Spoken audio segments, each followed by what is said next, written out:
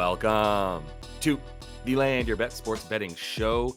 Friday night here as I'm getting ahead of Saturday's slate with you guys. 4 games that we're going to be looking at here. Really good night on Friday as we went 8-4 there. I'll be running through that record with you guys real quick. Got a few best bets and some leans here on the Saturday slate with just those 4 games. Still waiting on a number of things from the injury report, so not a ton of player props up. But tomorrow, 2:30 p.m. Eastern, as you can see there. On Saturdays, we go a little bit earlier than on weekdays when we're at 5:30 p.m. there.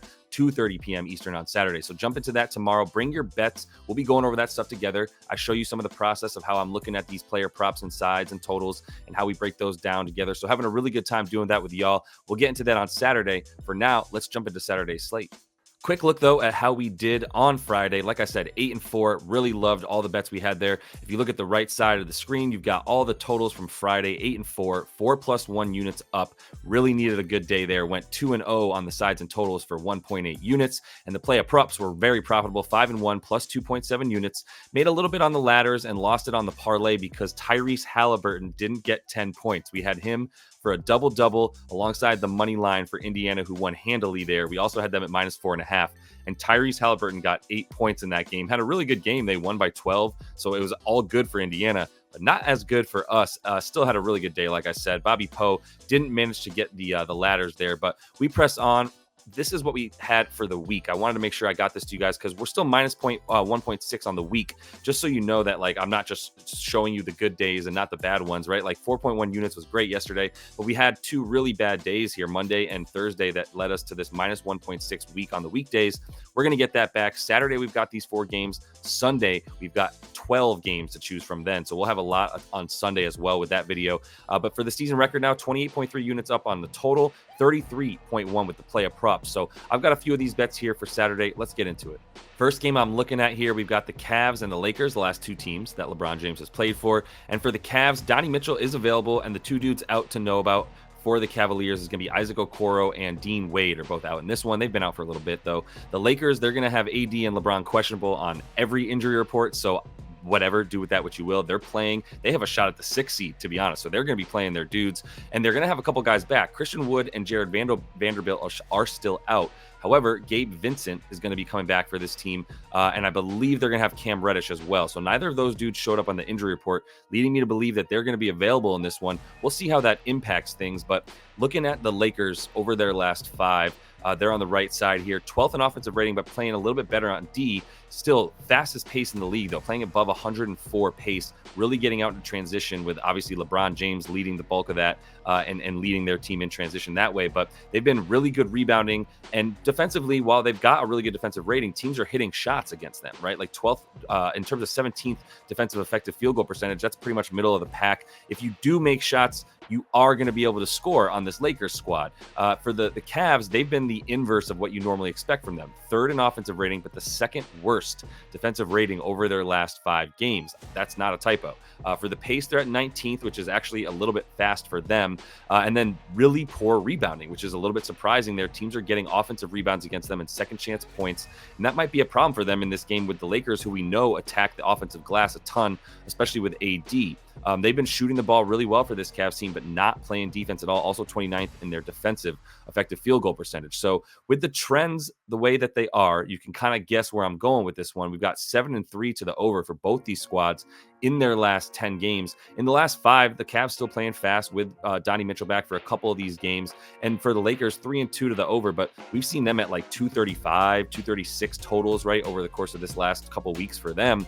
226.5 seems reasonable to expect them to be able to go over this as well. So that's my first lean. I have not bet it yet. It's 225.5. I don't expect, or 220. You can still get a 225.5. I imagine by the time most of you see this video, it's 226. I would still take the over there. I haven't bet it myself yet. That's the only reason. I'm still kind of looking at stuff and trying to cap some things for that live stream tomorrow. So this is my early lean in case you guys are interested. But I do have a best bet that I did put in, and we are laddering Donnie Mitchell because this line is incorrect. And I imagine that this number will jump up to 21. Might even see it close at 22.5, to be honest with you, because I think this is just off. So that's why I'm going with a little ladder here for Donnie Mitchell. 25 plus for plus 165, a third of a unit on that. The 30+ points for him is plus 400. So we're putting 0.2 units on that, which for those of you who might be new, if you bet $100 as 1 unit, then 0.2 units would be $20, right? So that's what we're looking at here for him in all 3 versus the Lakers with this Cavs squad over pretty comfortably. One time he had 22, but the other 2 games, he's averaging a ton of points. As you can see, 32.7 over those 3 games, taking basically 21 shots per game. So Donnie Mitchell to get 20 points on 21 shots, when you got to imagine at least 8, probably 10 or 9 of those are going to be 3-pointers. Got to hit 3 of those to get 9 points already, right? There's a lot of leeway here with 21 shots for him to not necessarily need that good of a field goal percentage. You look at what Donnie Mitchell does, and we'll go over this a little bit in the live stream, but like everywhere that he scores from is exactly where the Lakers are the weakest. He has the 6th most shots. The Lakers are giving up the 6th most above the break 3-pointers on the season.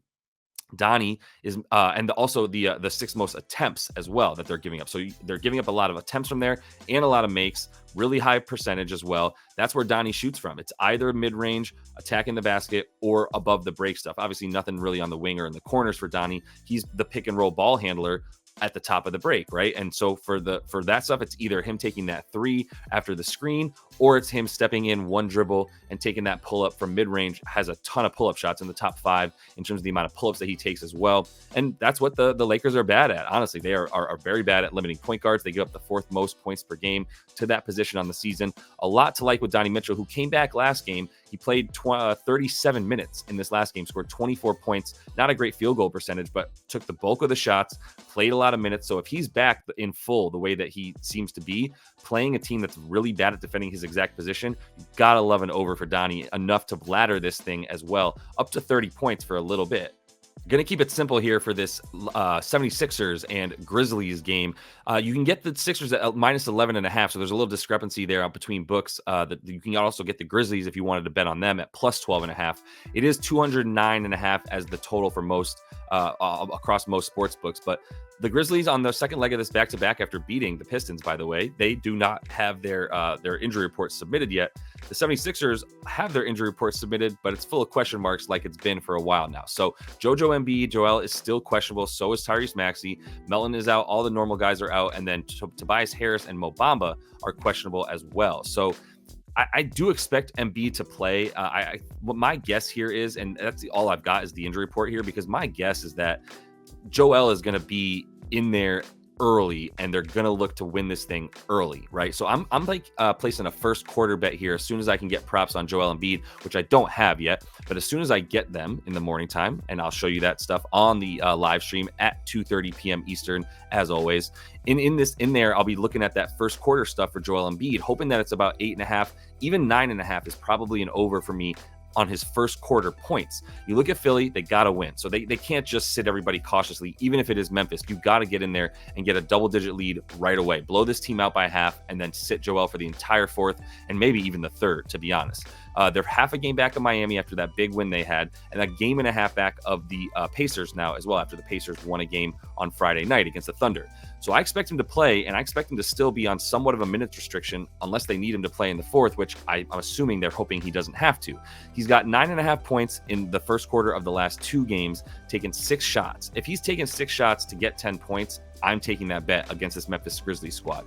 He only played 7 minutes. He might be able to go a little bit longer, especially if they're like, look, we just want you in there for the first half, and we want this thing at 20 points by the half, right? And if they can get there with him, then they're going to play him in the first half a little bit more to get over that hump and not have to play him in the second half.